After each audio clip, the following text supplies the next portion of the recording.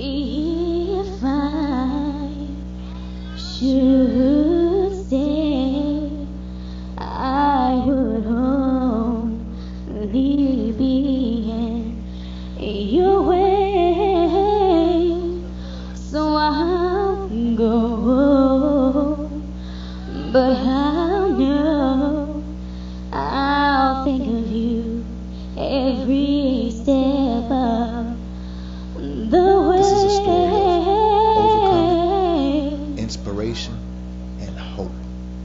And that hope springs eternal in a choice. Birth is a joyous occasion. It brings about happiness to everyone who encounters it. When something is born, lives are changed in the expectation of more joy to come. This exuberance is only suppressed by the inevitable, death. This enemy cares nothing about joy. It offers nothing but pain and grief.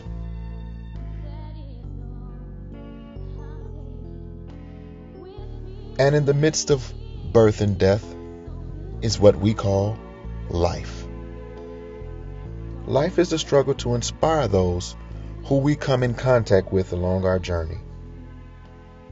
Whether the journey is long or short, did we touch someone along the way?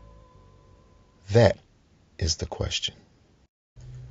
In 1988, in the rural town of Cecilia, Kentucky, was born the youngest of 3 children to Mr. Bo and Robin Bohannon.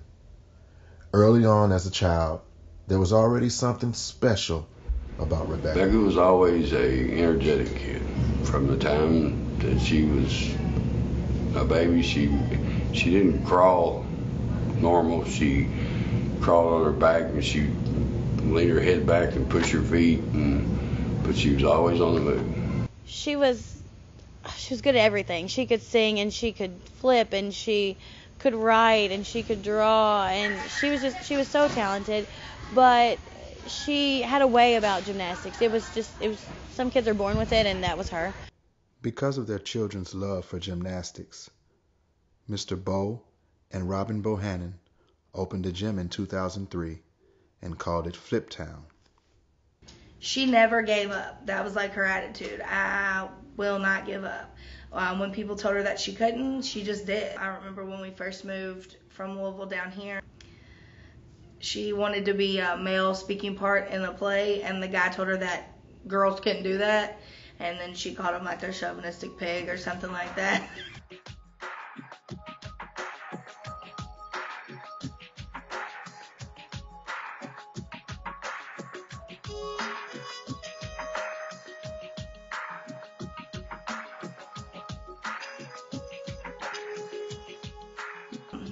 She didn't care who you were, what color you were, what you wore. That didn't matter to her. She looked at you straight through the soul. And I think that is what I want these kids to do. I want them to love each other no matter where they go to school or who their parents are, what kind of lifestyle they live, whether they're rich or they're poor. Or I want the kids to love each other and support each other and do what she did for so many people.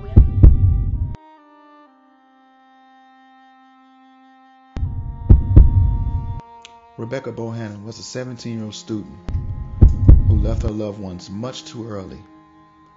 On a cold February day in 2006, her life ended in a car accident. The magnitude of Becca's death was felt throughout the entire state of Kentucky. Phone call from my mom, and I was asleep because it was early in the morning. Well, it was early for me. And she said, your sister's been in an accident. Was she alive?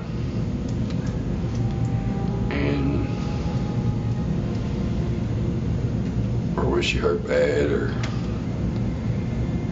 did I kiss her pie?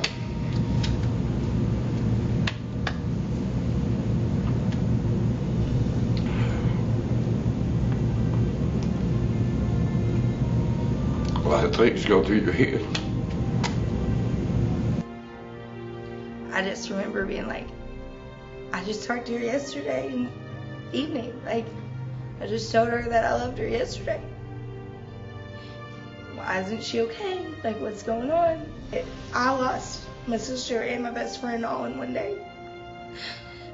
You know, I didn't know how I was going to make it afterwards.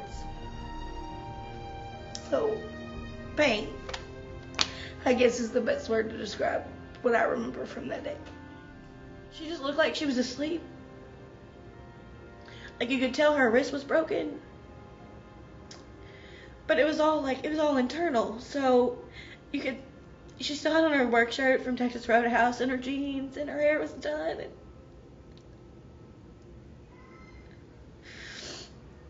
you know, you could still see where she'd put on her mascara and her eyeliner, and she was beautiful. She was just...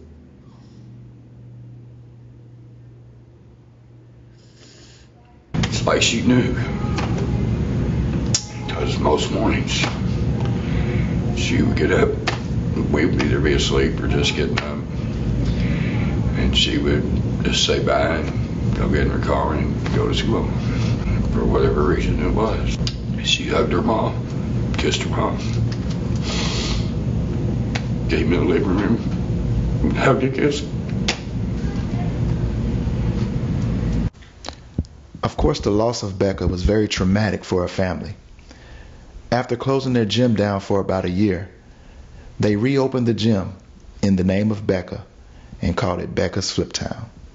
And Mom called us one day, it was summer of 2007, and she said, I think I'm ready to go back to the gym. And we were all kind of shocked, but we were excited because this is where we wanted to be. And she just remembered that sometimes, even when she didn't want to get out of bed, that at least when she was here, she had the kids, you know, to look forward to. And when she was having a bad day, the kids, you know, made it all better without even knowing.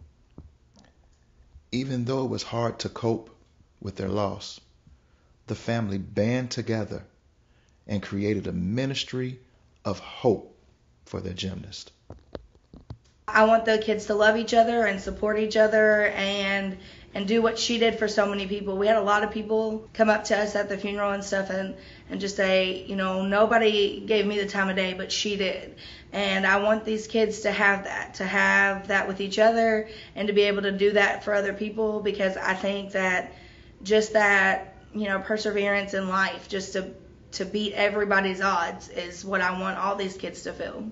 When you see a kid do something that they've been working hard at, or, you know, accomplishing a goal that at times even their parents didn't think they were able to do, that to me is what Becca has taught us, and that is what we continue to do. She inspires me to just be a better person, because I want to make her proud, and even though she's not here physically with me, I know that she's with me every day, and I want her to be proud of the person that I am. I want her to be proud of the gymnastics coach that I am, and the wife that I am, and hopefully one day the mom that I am, because she was that amazing person that could do anything and believed in everyone, and I just want to make her proud. So she inspires me to be that better person, to make her proud. I think that even if they don't know it, that Becca's spirit plays a huge role in what we do, which in turn affects them. So, you know, it didn't matter who said she couldn't do something, or, you know, if we didn't think she could do it, she was going to do it just to prove you wrong, basically. And I think that when some of these kids are having, you know, a bad day, or they're stuck on a skill or whatever, I think that, you know, we've taught them to just keep going, and that we love them, and that, you know, with that love and that encouragement, they can accomplish anything. And so whether they know it or not, I think that probably plays a large role in what we're doing. Even though this family has gone through an horrific tragedy, the inspiration of Becca's life continues to push them to instill that same fight and persistence that Becca exhibited in their gymnast. Becca's Place was founded on Becca's acceptance of everyone and her belief that everyone can succeed. This is her life, her legacy, her song.